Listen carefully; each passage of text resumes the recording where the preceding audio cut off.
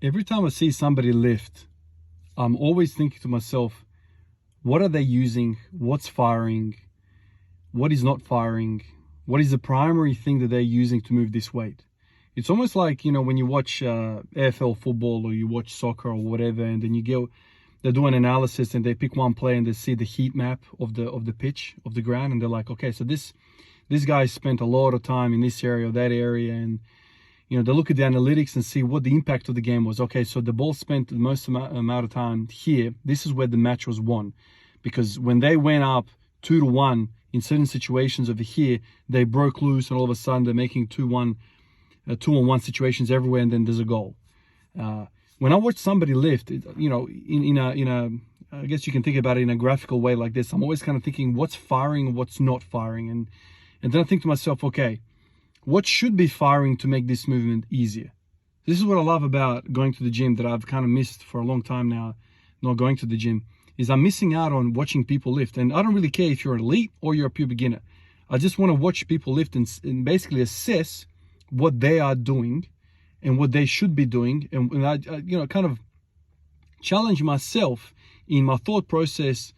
And then I often come back to myself and think, okay, can I learn something from that situation, from that lifter, for myself? And you can somehow, through trial and error of many different people, you can kind of test your theories, whether they are true or whether they're false. It's kind of like that's what science is. There's a theory, and then a million people try and prove that theory, using very different scenarios or whatever, and they kind of try to reproduce the same results. That's kind of what science is. And when I watch people lift, elite to the beginner, you see certain patterns, and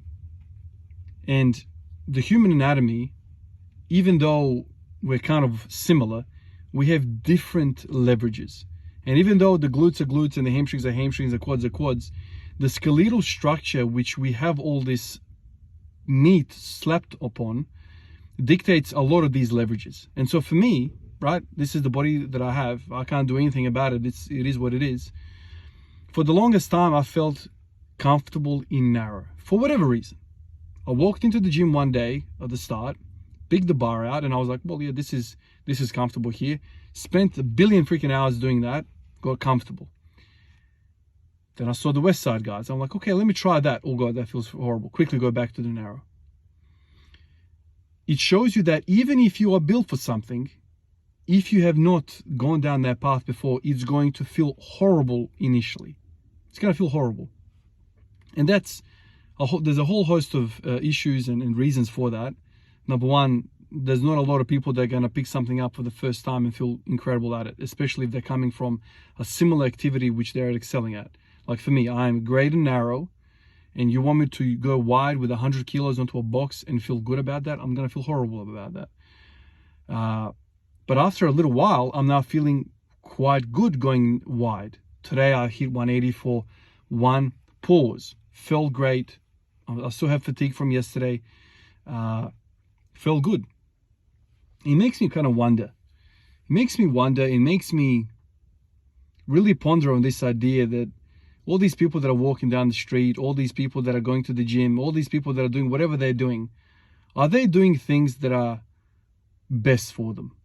You know what I mean? Like, they just never gave that particular area of their life a chance. Maybe I'm an artist. Maybe I'll draw the best paintings, draw the best pictures, paint the best paintings. I just never went there, never picked up a brush. How sad is that? There was potential there, never gave it water, never gave it fertilizer, that thing never grew. Sometimes you see guys, you see people excelling at something, and you're like, man, that guy really is built for something else. And even though he's elite at that, would he beat even like GOAT level status if he was over there?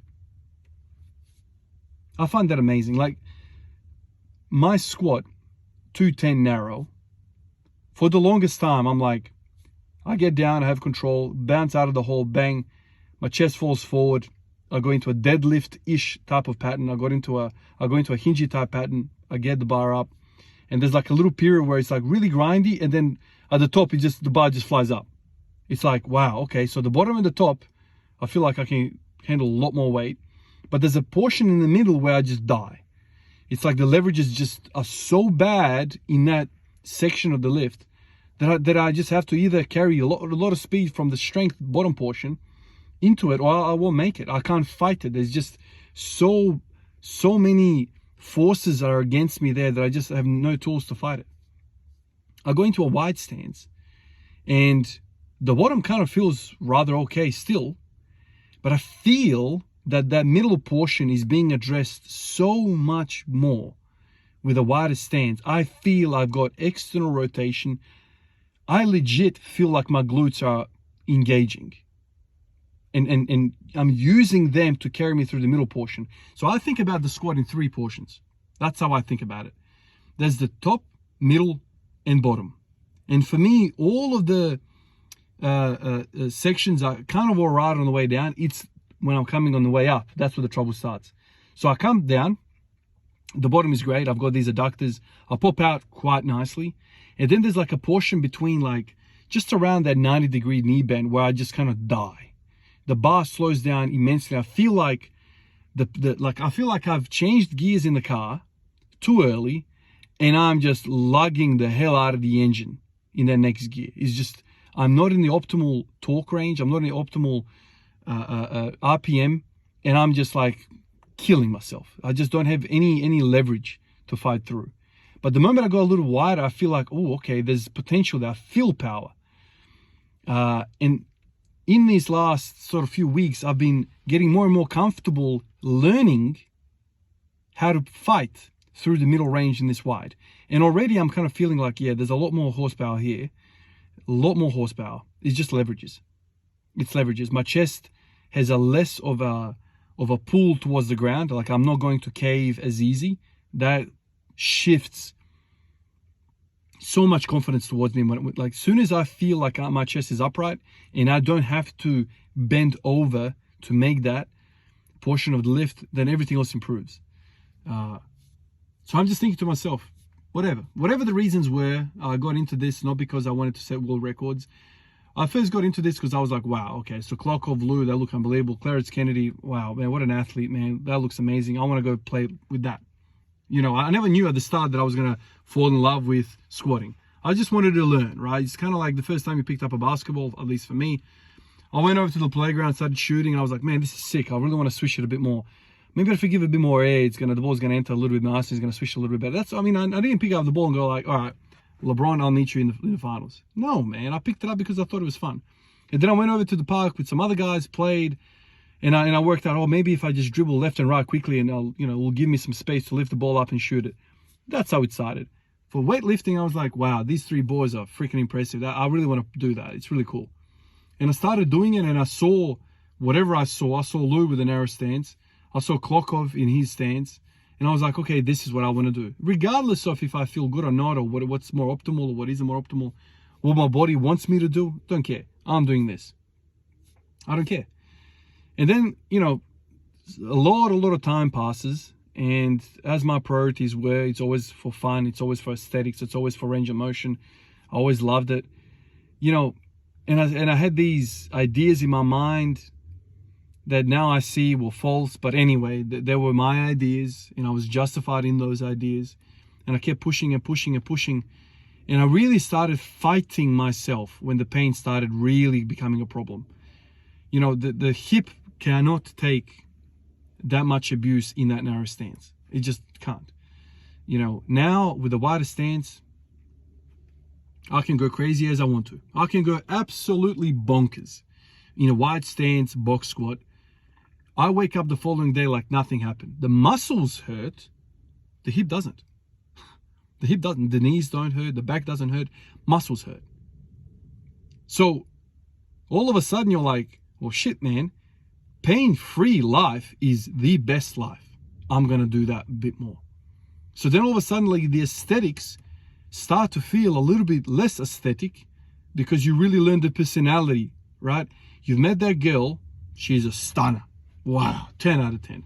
She opens her mouth and she starts talking about things. She's got no morality. Her ethics are all over the place. She's dumb as anything. All she cares about is her makeup.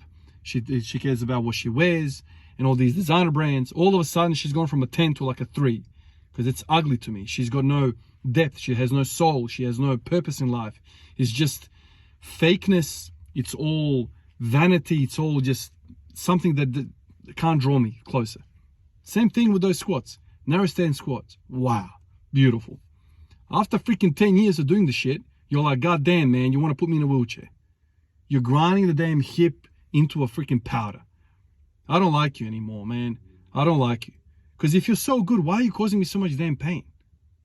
If you are so good, why are you causing me so much damn pain, man? Because pain is a symptom.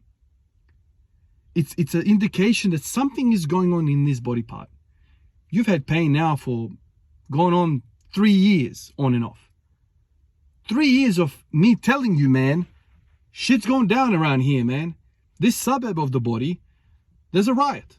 And you keep ignoring it. All of a sudden, the suburb, over the next suburb, over the next suburb, the whole damn state is up in arms. Now you got to get the freaking military in to quell it. And all of a sudden, too bad, the whole place is burnt down. You need a hip replacement. Aesthetics and what feels good are two different things. And I always say to people all the time, man, I'm always harping on about it. And in this numerical, literal, cerebral world, it's often not received well. But I always tell people, follow the heart, man. Follow the feeling. The feeling is what you need to follow, not the mind. I don't care what it looks like. I don't care what you want, what you perceive. Follow deep down in your soul what feels best. What feels best right now is a little wider stance. What feels best is a whole lot of SSB box squats. 12 inches, 16 inches. Those are the ranges. Excellent. What feels best are good mornings. Good mornings. What feels best is a whole lot of rowing. Lot of rowing. Lot of repetitive method. A lot of accessory work in the upper back, in the lats. That feels good. Keep doing that. Regardless of the aesthetics, regardless of your want to be the sleeper build or screw all of that. That's what feels best. Do that. And that's essentially what I always come back down to. Like after running around the block of all these thoughts over and over again, I always come back to the same idea. Okay, what is the heart telling me? Well, the heart's telling me we freaking love it when there's no pain. Life without pain is beautiful. If you've had pain in your life, and then you go into a period where there's no pain, you are happy just freaking existing. You are happy just simply sitting here and just taking the next breath. You're happy because you have this thing that you're contrasting it to and be like, I remember when I was like 4 out of 10 pain all day, every day. In the car, I will go to like 7, 8 when I'm driving. Because like 30 minutes in a 90 degree hip, 90 degree knee, 90 degree ankle, I'm like in agony, man. Like that position is killing me. Now I can sit here all bloody day long and I'm feeling great. That's a beautiful thing, man. That is a beautiful thing. And sometimes it takes us a long freaking ass time to work out what we actually need to do in this life. Maybe I should have picked up a paintbrush. Maybe I should have started drawing. I'll never know. But when you start feeling it deep down, oh man, you got to go down that path. Screw everyone. Screw what everyone else says. If you feel it, go do it. And this is something that I've kind of learned this year, is to allow yourself to go down things that you think are silly. Try that behind the back deadlift. Just try different things. Have a day in the week where you just go in and try shit. You just try shit. You don't have to kill yourself. Just try shit. Because eventually you might find something that's like, your heart's telling you, man, that's something in that, man. That made us feel really nice. We should do more of that. Basically, don't be so stubborn. Don't be so stubborn. And keep rocking up, man. Because if I gave up at the first presence of that pain, I would have never discovered this part of the story. And at the end of the day, man, it's all evolution. It's all growth.